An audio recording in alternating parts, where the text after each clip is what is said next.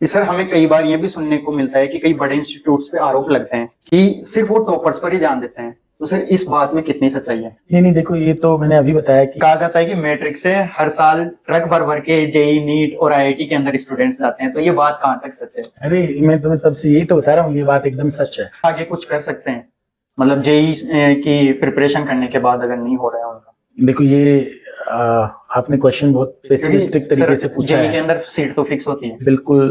तो sir matrix का सबसे बड़ा कंपटीटर? मैट्रिक्स का कॉम्पिटिटर आप ये बोल सकते हो सबसे बड़ा कॉम्पिटिटर।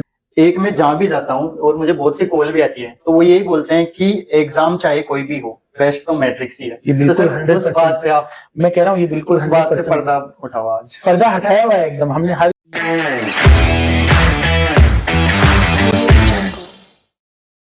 नमस्कार, स्वागत है आज के पॉडकास्ट के एक और नए सेशन में। और इस पॉडकास्ट के अंदर हमारे साथ एक ऐसे लीजेंडरी टीचर हैं जिन्होंने सीकर को शिक्षा नगरी बनाने में बहुत बड़ा योगदान दिया है। और इस बार हमारे साथ हैं केएसडी सर, जो कि फाउंडर ऑफ मैट्रिक्स हैं। नमस्ते सर। नमस्ते। नमस्ते राकेश। तो सर इस पॉडकास्ट में हम आपसे जानना चाहेंगे आपकी वो जर्नी जहां से आप आज इस फेज तक आए। देखो जो मैट्रिक्स की जो जर्नी है, जिसके पहले सर आप अपना इंट्रोडक्शन दे दीजिए कि कैसे क्या स्टार्टिंग हुई आपकी। बिल्कुल। तो यहाँ पे जो भी लोग वीडियो देख रहे हैं सभी दर्शकों को मेरा बहुत बहुत नमस्कार। राकेश, मेरी जो जर्नी है मतलब मैं यहीं सीकर के पास में बड़ाड़ी गाँव का रहने वाला हूँ।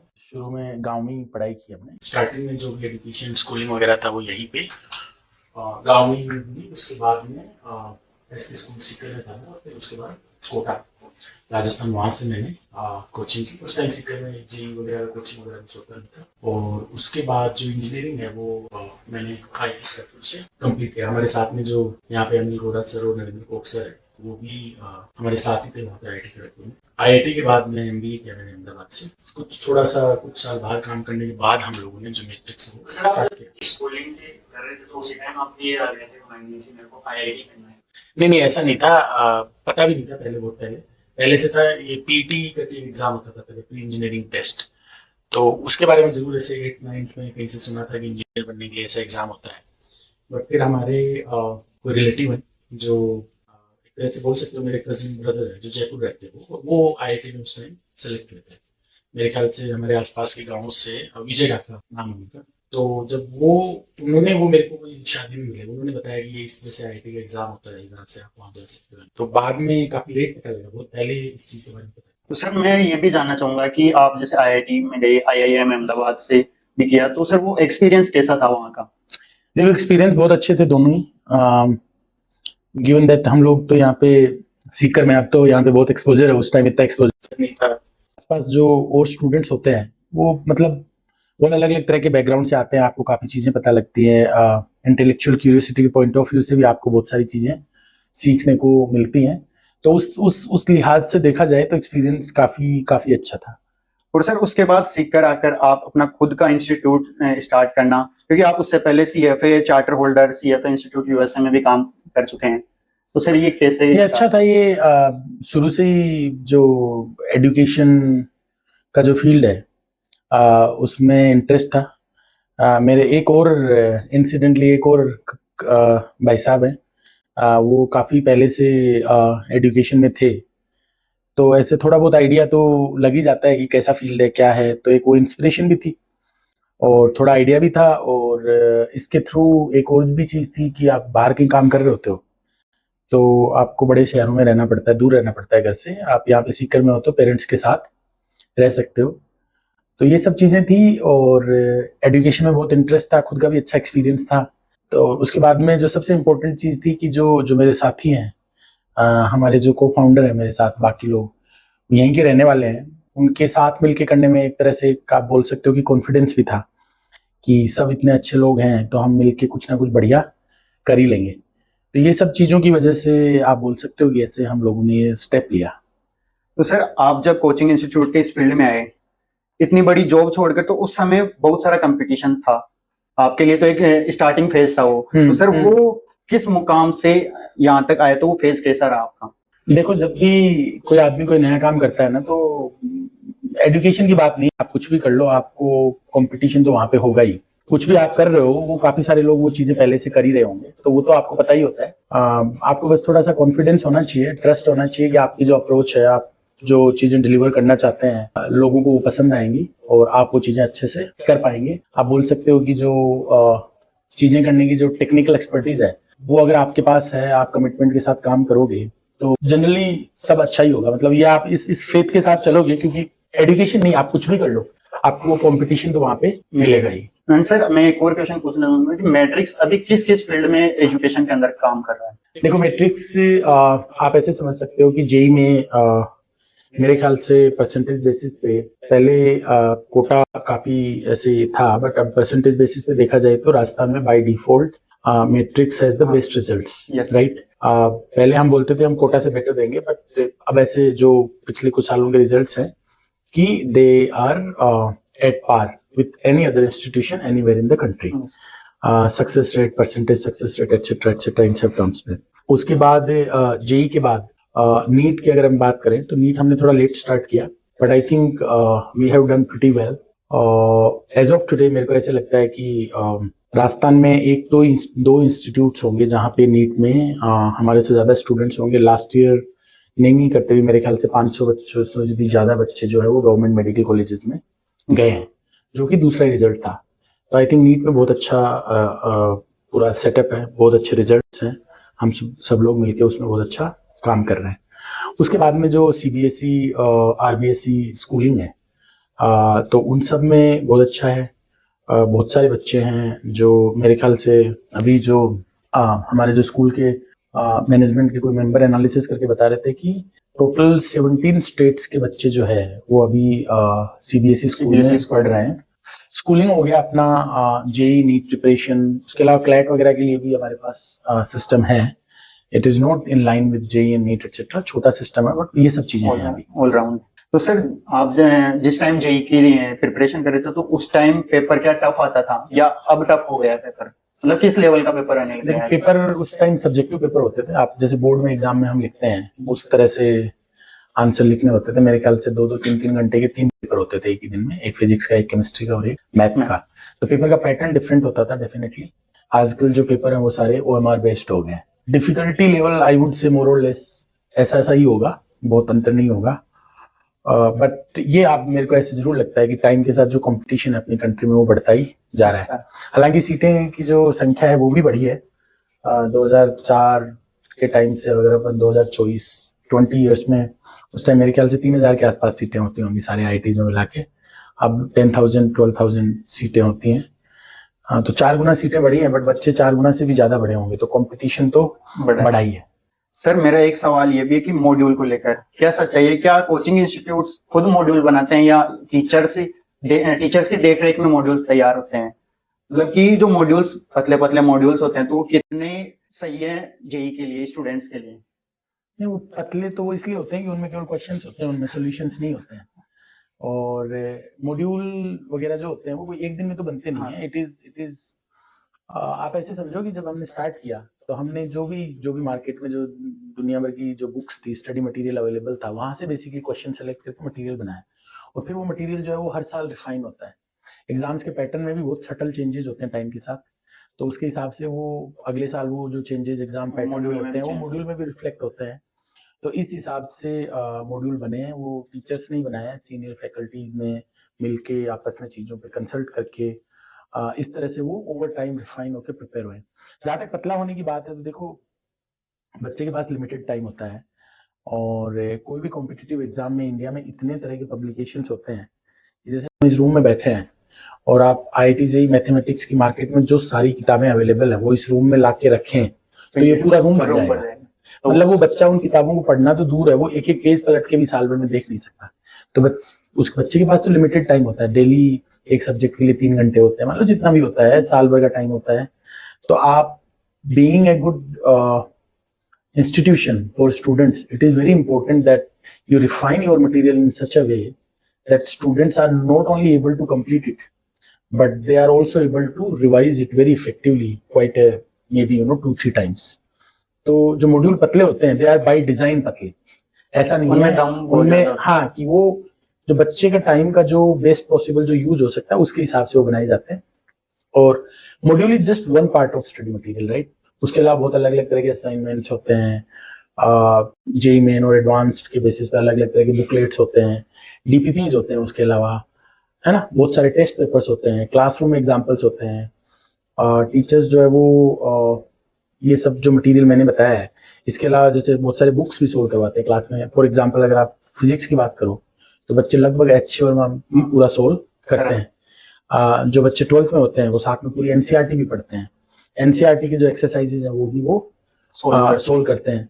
तो बच्चों के पास बहुत अलग अलग तरह के मटेरियल होते हैं, सारे जो मटेरियल्स होते हैं वो जो स्कीम ऑफ थिंग्स में अलग अलग तरह से फिट बैठते हैं। तो ऐसा है। तो सर एक सवाल ये भी कि जब स्टूडेंट्स पेपर अटेम्प्ट करने जाता है तो उसे किस बात का ध्यान रखना चाहिए? देखो ये बहुत छोटा सा क्वेश्चन है, बट इसका जो आंसर है उसके ऊपर आप घंटों बात कर सकते हो, है ना। तो वो बट बहुत समरी ये है कि उसे रिलैक्स रहना होता है, क्योंकि उसने जो साल भर मेहनत की है उसी के बेसिस पे उसे करना है। ऐसा तो है नहीं कि वो साल भर आप कुछ और कर रहे हो और आप एग्जाम में जाके कुछ और कर दोगे, वो तो पॉसिबल है नहीं। तो उसे रिलैक्स रहना होता है। जो भी सिचुएशन है, जैसा भी पेपर है, तो मतलब उस पर्टिकुलर सिनारियो में वहां पे जो भी बेस्ट पॉसिबल वो बच्चा कर पाए वो उसे करना होता है, राइट।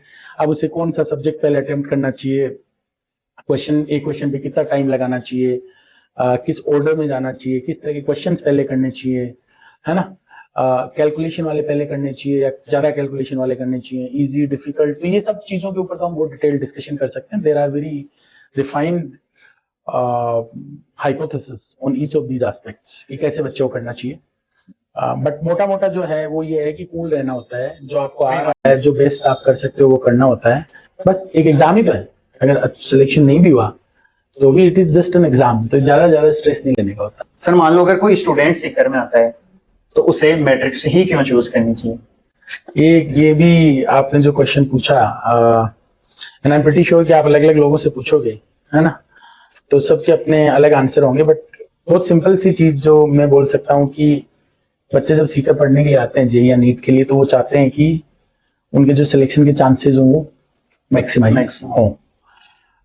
पिछले 10-11 साल में जो एक के बाद एक रिजल्ट्स रहे हैं, आई थिंक उन्होंने प्रूव भी किया है कि जो परसेंटेज सिलेक्शन की जो रेट है उसमें मैट्रिक्स ने बहुत अच्छा किया है। और जैसे आपने बताया ना कि आप तो 2014 में स्टार्ट किया तो बहुत कंपटीशन था, तो फिर कैसे हो पाया, उसका कारण भी यही है कि हमने बहुत छोटे से स्टार्ट किया बट बहुत कंसिस्टेंटली बहुत अच्छे रिजल्ट्स देखे रेगुलर, और एक वो जो ट्रस्ट अर्न करने वाली चीज है वो की है, इसीलिए ये हुआ है। तो एक तो ये मैं बोल सकता हूँ। और दूसरा जो इसमें है कि जैसे मैंने बताया कि एक नॉर्मल बच्चे को सिलेक्शन चाहिए होता है, और जो बहुत एम्बिशियस बच्चा होता है उसको टॉप रैंक्स चाहिए होती हैं।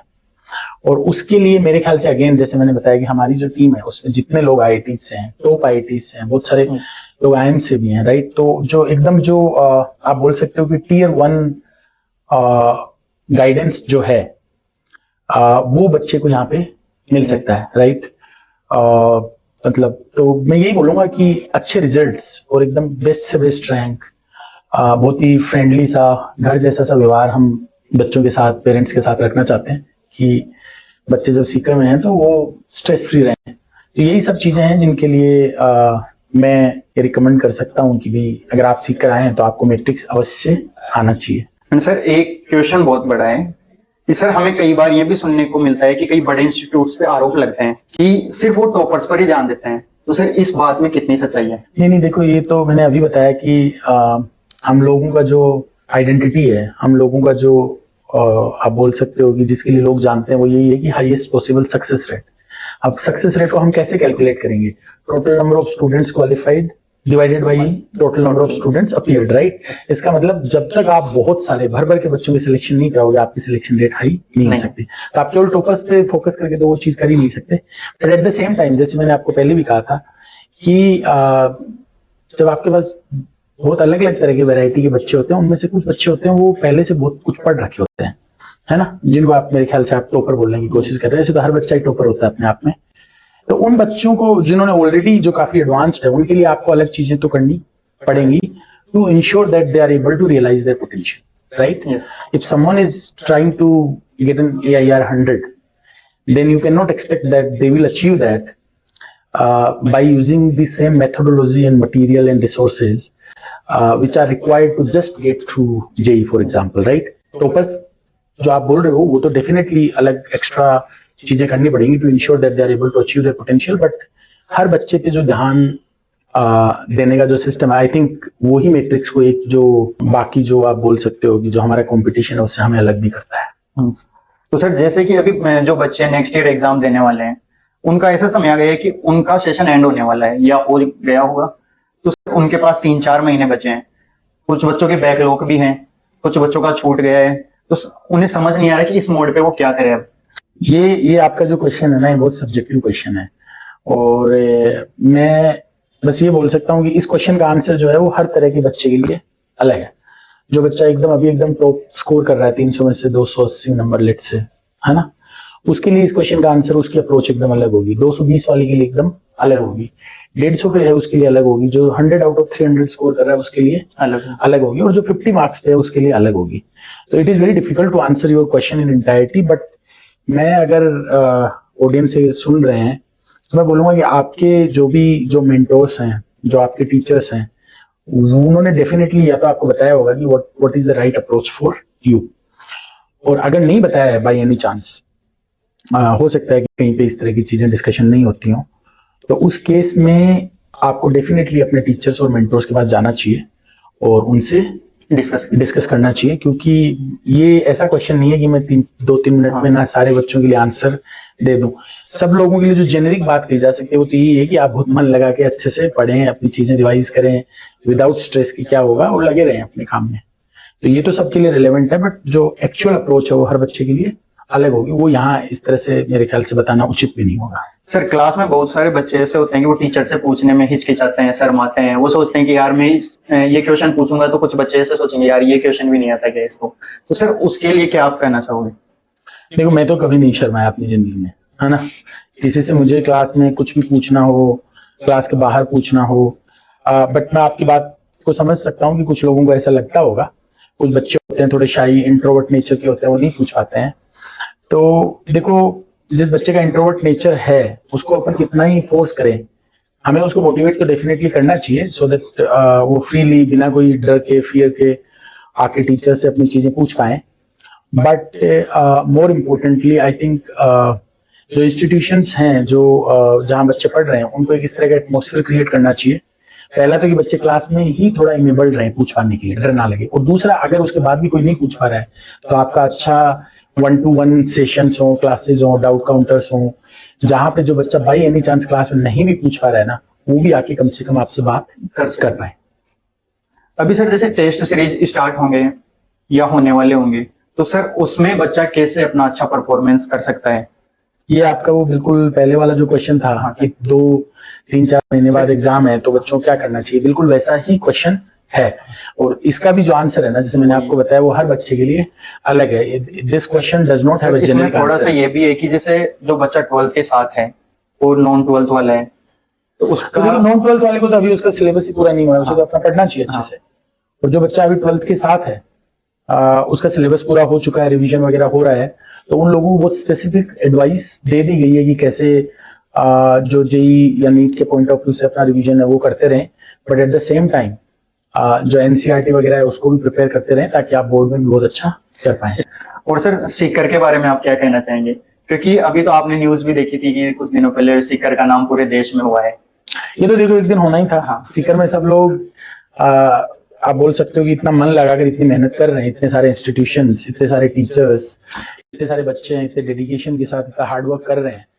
तो ये तो सत्य है। इट्स ट्रूथ दैट सीकर में जितने अच्छे से जेई और नीट की प्रिपरेशन होती है, उतनी मुझे नहीं लगता कि, मैं साउथ इंडिया का मुझे इतना पता नहीं है because I have never been there, but north India में इतनी सीरियसली प्रिपरेशन कहीं भी बच्चे नहीं कर रहे होते हैं।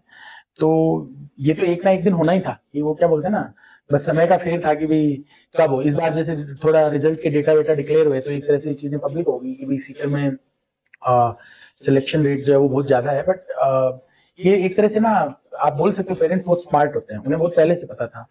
2014 में जब हम लोगों ने ये मैट्रिक स्टार्ट किया था, मेरे ख्याल से सीकर में 7-8 हजार बच्चे होते थे जेई नीट के मिला के। और अभी आफ्टर 10 years मेरे ख्याल से जो संख्या है वो टोटल 1 लाख हो गई है। Yes. तो ये जो 7-8 हजार बच्चों से 1 लाख जो हुई है, एक दिन में नहीं हुई है, ये कंटिन्यूसली बढ़ी है। इसका मतलब कंटिन्यूसली काम किया है और सब लोगों ने आपस में कंपटीशन रहते हुए काम किया है। बट आप ये बोल सकते हो कि सीकर को जो सीकर उसमें बहुत सारे लोगों का रोल है। सर कहा जाता है कि मैट्रिक से हर साल ट्रक भर के जेई नीट और आईआईटी के अंदर स्टूडेंट्स जाते हैं, तो ये बात कहाँ तक सच है? अरे मैं तुम्हें तब से यही तो बता रहा हूँ, ये बात एकदम सच है। इतने बच्चे, अभी आप कोई से भी आईआईटी के कैंपस में जाओगे तो आप आईआईटी दिल्ली में अगर आप ट्रक नहीं, आपको बहुत सारे ट्रक भरोगे, बसें भरोगे, तब वहां पे जो मैट्रिक्स के बच्चे पढ़ रहे हैं वो सारे आप आएंगे। मेरे ख्याल से नहीं करते भी आज आईआईटी दिल्ली के कैंपस में 250 बच्चों के आसपास, 200 से 250 बच्चे जो है एक आईआईटी दिल्ली में मैट्रिक्स के एक स्टूडेंट्स पढ़ रहे हैं। और आईआईटी बॉम्बे में भी कुछ ऐसा ही होगा, 5-10% कम हो सकता है, मे बी 150 से 200 बच्चे पढ़ रहे होंगे। तो ये 150 से 200 बच्चे एक बस में तो आ नहीं सकते हैं। तो इसका मतलब कि बात जो बोल रहे हो ये बिल्कुल 200% सही है। सर एक सबसे बड़ा और मोस्ट क्वेश्चन है कि जेई में जिन बच्चों का सिलेक्शन नहीं होता है तो क्या वे आगे कुछ कर सकते हैं? मतलब जेई की प्रिपरेशन करने के बाद अगर नहीं हो रहा है उनका? देखो ये आपने क्वेश्चन बहुत पेसिमिस्टिक तरीके से पूछा है। के अंदर सीट तो फिक्स होती है बिल्कुल। तो कोई भी कॉम्पिटिटिव एग्जाम है उसमें सारे बच्चे तो नहीं सिलेक्ट होते हैं, बट डेफिनेटली कर सकते हैं, और कर सकते नहीं है, कर रहे हैं।